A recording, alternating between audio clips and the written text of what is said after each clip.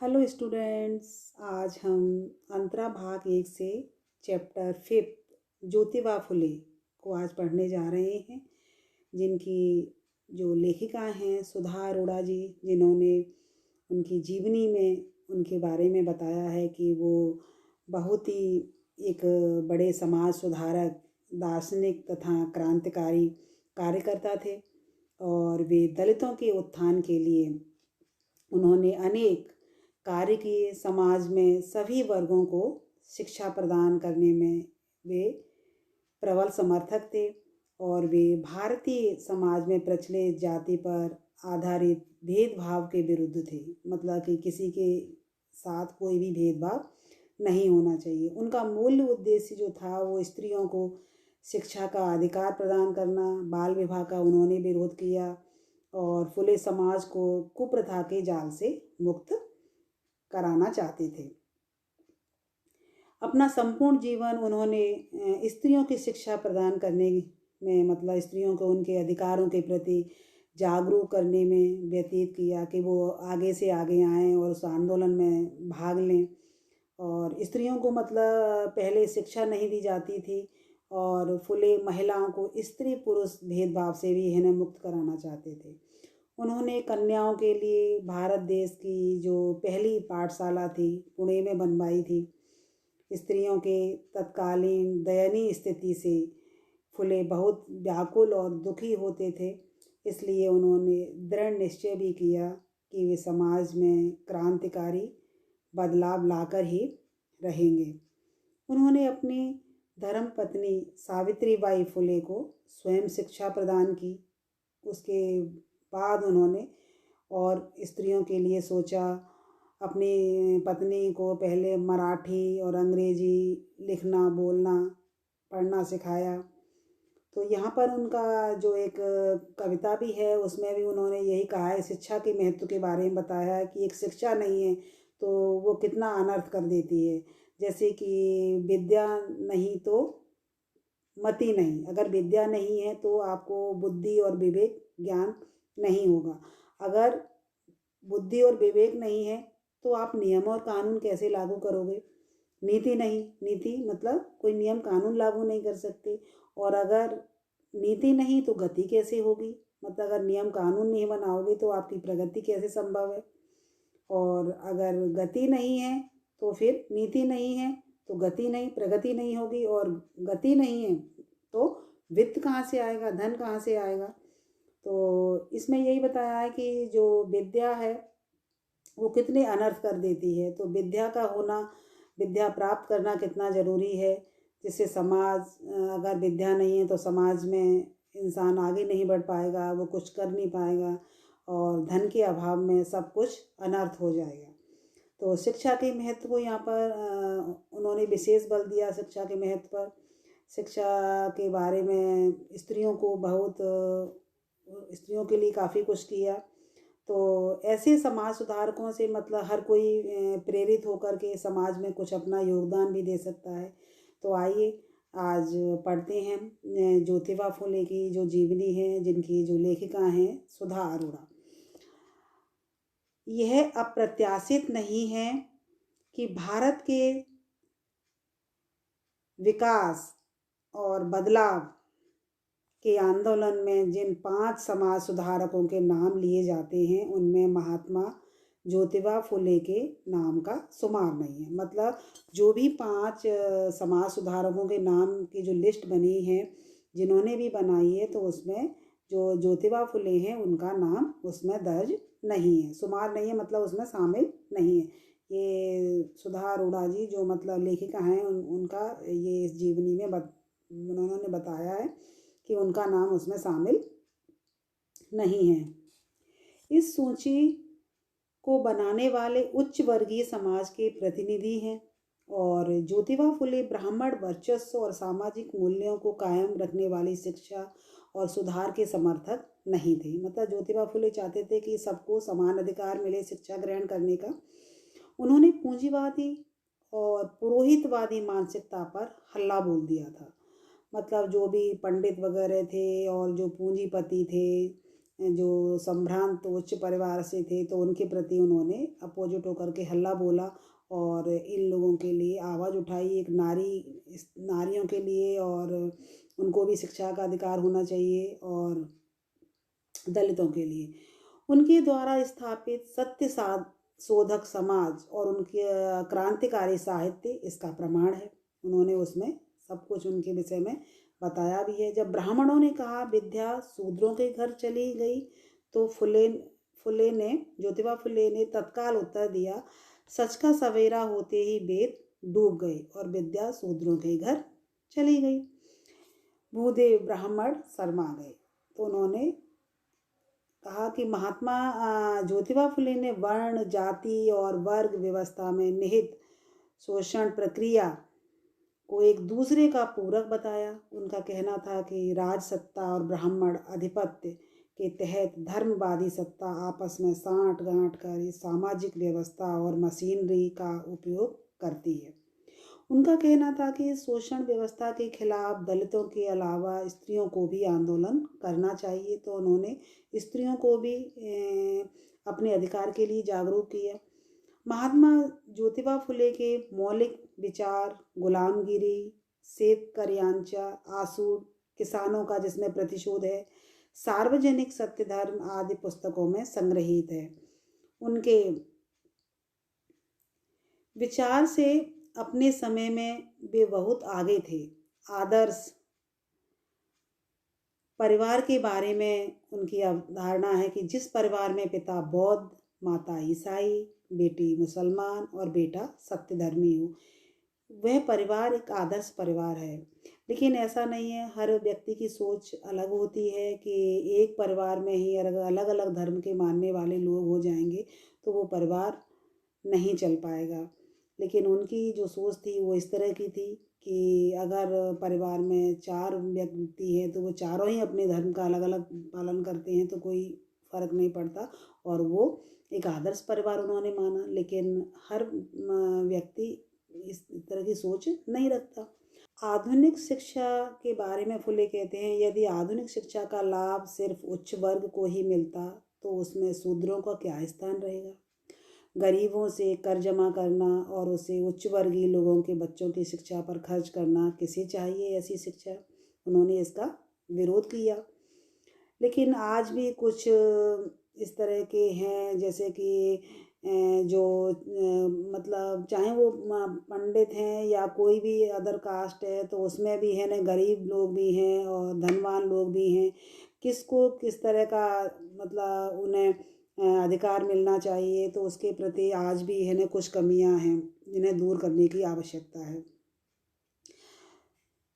स्वाभाविक है कि विकसित वर्ग का प्रतिनिधित्व करने वाले और सर्वांगीण समाज सुधार न चाहने वाले तथाकथित सम्भ्रांत समीक्षकों ने महात्मा फुले को समाज सुधारकों की सूची में कोई स्थान नहीं दिया। तो मतलब उनका मतलब जो सुधा अरोड़ा जी का जो लेखिका है, उनका कहना है कि जो सम्भ्रांत समीक्षक थे, जिन्होंने जो उच्च परिवार से थे, उन्होंने महात्मा फुले को उस समाज सुधारकों की सूची में उनका नाम नहीं दिया, उनका स्थान नाम नहीं आता है। यह ब्राह्मणी मानसिकता की असलियत का भी पर्दाफाश करता है। तो उन्होंने ये उनका नाम ना दिए जाने पर उन्होंने ये बताया कि 1883 में ज्योतिबा फुले अपने बहुचर्चित ग्रंथ शेतकऱ्यांचा आसूड के उपोद्घात में मतलब उन्होंने ये लिखा है कि विद्या बिना मति गई, मति बिना नीति गई, नीति बिना गति गई, गति बिना वित्त गया, वित्त बिना शूद्र गए, और इतने अनर्थ ही अविद्या ने किए। तो मतलब यहाँ जो मैंने पहले भी हमने अभी बताया था कि एक विद्या ने कितने अनर्थ कर दिए, क्योंकि जिस व्यक्ति के पास, चाहे वो कोई किसी भी कास्ट से हो, चाहे वो उच्च कास्ट से है या निम्न जाति से है, लेकिन विद्या जिसके पास नहीं है तो उसको है ना बुद्धि और विवेक ज्ञान कहाँ से प्राप्त होगा। अगर बुद्धि और विवेक ज्ञान प्राप्त नहीं है तो वो नियम और कानून किस तरह बनाएगा, और नियम कानून अगर नहीं बना पाया तो वो जीवन में प्रगति कैसे कर पाएगा। और अगर वो प्रगति नहीं कर पाया, गति नहीं हुई उसकी, तो उसके पास नियम कानून नहीं बने उसके लिए और प्रगति नहीं हुई। जब प्रगति नहीं कर पाएगा जीवन में तो वो धन कहाँ से लाएगा। और वित्त बिना शूद्र गए। अगर तो ये सब कुछ मतलब पैसा नहीं है तो भी कुछ नहीं है, और तो उसके बिना शूद्र भी गए। तो इतने अनर्थ एक अविद्या ने किए। तो विद्या का होना कितना जरूरी है, ये सबके लिए समान अधिकार होना चाहिए विद्या का। महात्मा ज्योतिबा फुले ने लिखा है कि स्त्री शिक्षा के दरवाजे पुरुषों ने इसलिए बंद कर रखे कि वह मानवीय अधिकारों को समझ ना पाए। जैसी स्वतंत्रता पुरुष लेता है वैसी ही स्वतंत्रता स्त्री ले। तो मतलब यहाँ पर यही उन्होंने कहा है कि मतलब पुरुष और स्त्री दोनों को समान अधिकार होना चाहिए और उनको भी शिक्षा का अधिकार है। लेकिन उन्होंने इस तरह के पहले अधिकार थे कि ना स्त्री को शिक्षा पाना जरूरी नहीं था और उनको घर घर के अंदर ही काम करना पड़ता था।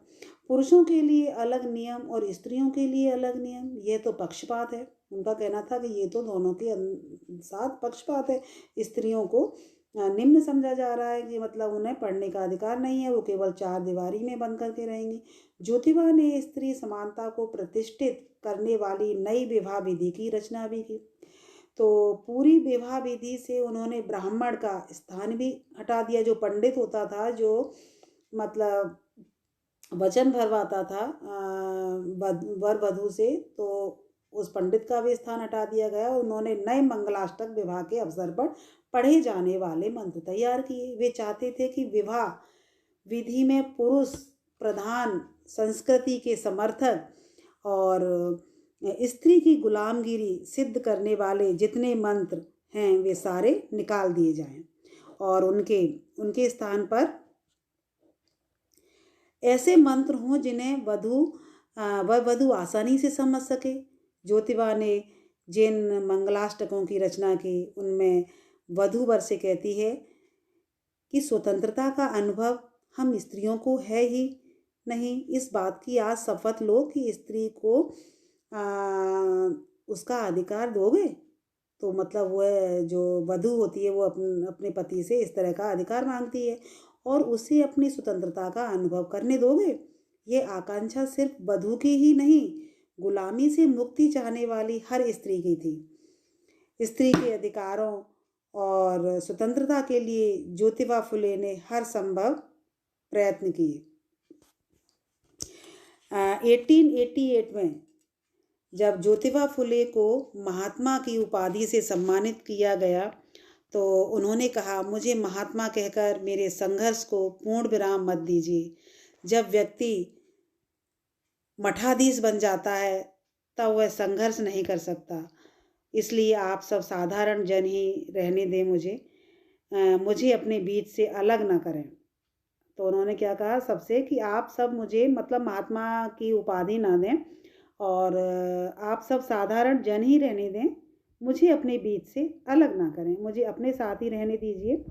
तो महात्मा ज्योतिबा फुले की सबसे बड़ी विशेषता यह थी कि वे जो कहते थे उसे अपने आचरण और व्यवहार में उतार कर दिखाते थे। मतलब वे उसे अपने ऊपर भी लागू करते थे। कैसे लागू किया कि इस दिशा में अग्रसर उनका जो पहला कदम था अपनी पत्नी सावित्री बाई को शिक्षित करना। ज्योतिबा ने उन्हें मराठी भाषा ही नहीं अंग्रेजी लिखना पढ़ना और बोलना भी सिखाया। सावित्री बाई की भी बचपन से शिक्षा में रुचि थी और उनकी ग्रहण शक्ति तेज थी। मतलब जो ग्रहण करने की जो शक्ति थी, पढ़ने में जो रुचि थी वो उनकी अच्छी थी और जल्दी से उनको समझ में भी आ जाता था। तो उनके बचपन की एक घटना बहुत ही प्रसिद्ध है। ये यहाँ पर लेखिका ने बताया है कि 6-7 साल की उम्र में वह हाट बाजार अकेली ही चली जाती थी। एक बार सावित्री सिखल गांव के हाट में गई और वहाँ कुछ खरीद कर खाते खाते उसने देखा कि एक पेड़ के नीचे कुछ मिशनरी स्त्रियां और पुरुष गा रहे हैं। एक लाट साहब ने उसे खाते हुए और रुक करके गाना सुनते देखा तो कहा, इस तरह रास्ते में खाते खाते घूमना अच्छी बात नहीं है। सुनते ही सावित्री ने हाथ का खाना फेंक दिया। मतलब उसे वो चीज़ फिर अच्छी नहीं लगी तो उसने वो खाना फेंक दिया। लाट साहब ने कहा, बड़ी अच्छी लड़की हो तुम, यह पुस्तक ले जाओ, तुम्हें पढ़ना ना आए तो भी इसके चित्र तुम अच्छे लगेंगे तुम्हें। मतलब तुम इसके चित्र तो देख ही सकते हो। घर आकर के सावित्री ने वह पुस्तक अपने पिता को दिखाई। आग बबूला होकर के पिता ने उसे कूड़े में फेंक दिया। ईसाइयों से ऐसी चीजें लेकर के तू भ्रष्ट हो जाएगी और सारे कुल को भ्रष्ट करेगी। तेरी शादी कर देनी चाहिए। इस तरह उनके पिताजी ने सावित्री से कहा। सावित्री ने वह पुस्तक उठाकर एक कोने में छुपा दी और सन 1840 में ज्योतिबा फुले से विवाह होने पर वह अपने सामान के साथ उस किताब को सहेज कर ससुराल ले आई और शिक्षित होने के बाद वह पुस्तक उन्होंने पढ़ी। 14 जनवरी 1848 को पुणे के बुधवार पेट निवासी भिड़े के बाड़े में, किसके बाड़े में, जो एक भिड़े एक व्यक्ति है उसका नाम यहाँ दिया गया है कि बुधवार पेट निवासी, पेट का रहने वाला जो भिड़े, उसके बाड़े में उन्होंने पहली कन्या शाला की स्थापना की। पूरे भारत में लड़कियों की शिक्षा की यह पहली पाठशाला थी। भारत में 3000 सालों के इतिहास में इस तरह का काम नहीं हुआ था। शूद्र और शूद्राति शूद्र, मतलब शूद्र से भी अति शूद्र लड़कियों के लिए एक के बाद एक पाठशालाएं खोलने में ज्योतिबा फुले और सावित्री बाई को लगातार व्यवधानों, अड़चनों, लांछनों और बहिष्कार का सामना करना पड़ा। मतलब जो भी वो स्त्री शिक्षा के लिए जो कार्य कर रहे थे उनमें कई व्यवधान, कई रुकावटें आईं, कई अड़चनें आईं, कई उन पर लांछन लगे और उनका बहिष्कार भी किया गया, उसका भी उन्होंने सामना किया। ज्योतिबा के धर्म भीरू पिता ने, जो धर्म पर चलने वाले उनके जो पिता थे, उन्होंने पुरोहितों और रिश्तेदारों के दबाव में क्या किया कि अपने बेटे और बहू को घर छोड़ देने पर मजबूर कर दिया। सावित्री जब पढ़ाने के लिए घर से पाठशाला तक जाती तो रास्ते में खड़े लोग उसे गालियां देते उनको और उनके ऊपर थूकने लग जाते, पत्थर मारते, गोबर उछालते उनके ऊपर। दोनों पति पत्नी सारी बाधाओं से वो जूझते रहे, लेकिन वो अपने काम से बिल्कुल रुके नहीं। अपने काम में बिल्कुल भी वो डटे रहे।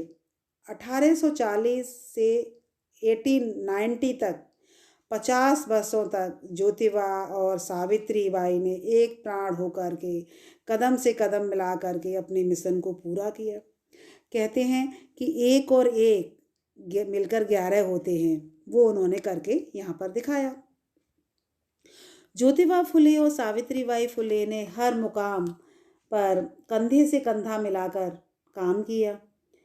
मिशनरी महिलाओं की तरह किसानों और अछूतों की जो झुग्गी झोंपड़ी में जाकर के लड़कियों को पाठशाला भेजने का आग्रह करती थी और उन्हें पढ़ने के लिए भेजती थी, या बाल हत्या प्रतिबंधक गृह में अनाथ बच्चों और विधवाओं के लिए भी उन्होंने दरवाजे खोल देना और उनके नवजात बच्चों की देखभाल भी करना। महार, चमार और मांग जाति के लोगों की एक घूंट पानी पीकर प्यास बुझाने की जब उन्होंने तकलीफ को देखा तो अपने घर के का जो पानी का जो हौद था, जहाँ पानी होता है काफ़ी मात्रा में, तो उस हौद को सभी जातियों के लिए उन्होंने खोल दिया। हर काम पति पत्नी ने डंके की चोट पर किया और कुरीतियाँ जो थीं, जो रूढ़िवादिता थी, अंधविश्वास था, पारंपरिक अनीतिपूर्ण रूढ़ियों को उन्होंने दोनों ने मिलकर के ध्वस्त किया। दलितों और शोषितों के हक में वो खड़े हुए और आज के जो प्रतिस्पर्धात्मक समय में जब प्रबुद्ध वर्ग के प्रतिष्ठित जाने माने दंपति साथ रहने के कई वर्षों के बाद जब अलग हो भी जाते हैं लड़ाई झगड़ा होने पर, तो एक दूसरे को संपूर्णतः नष्ट भ्रष्ट करने के लिए सोचते हैं और एक दूसरों की जड़ें खोदने पर आमादा हो जाते हैं। मतलब एक दूसरे को वो नीचे से नीचे गिराना चाहते हैं। तो महात्मा ज्योतिबा फुले और सावित्री बाई फुले का एक दूसरे के प्रति, एक लक्ष्य के प्रति समर्पित जीवन एक आदर्श दाम्पत्य की मिसाल यहाँ पर बन कर के चमकता है। तो इससे जो सभी जो जिनका स्त्री पुरुष वो भी उनसे सीख ले सकते हैं और एक अपने वैवाहिक जीवन को सफल बना सकते हैं। तो आपने यहाँ देखा कि जो सुधा अरोड़ा द्वारा रचित ज्योतिबा फुले की जीवनी, जिसमें उन्होंने कितना महान कार्य किया, समाज में जो व्याप्त बुराइयां थीं उनका बहिष्कार किया और कदम से कदम मिला कर के पति पत्नी ने इतना बड़ा काम किया। तो आपको ये जीली चैप्टर समझ में आ गया होगा। धन्यवाद।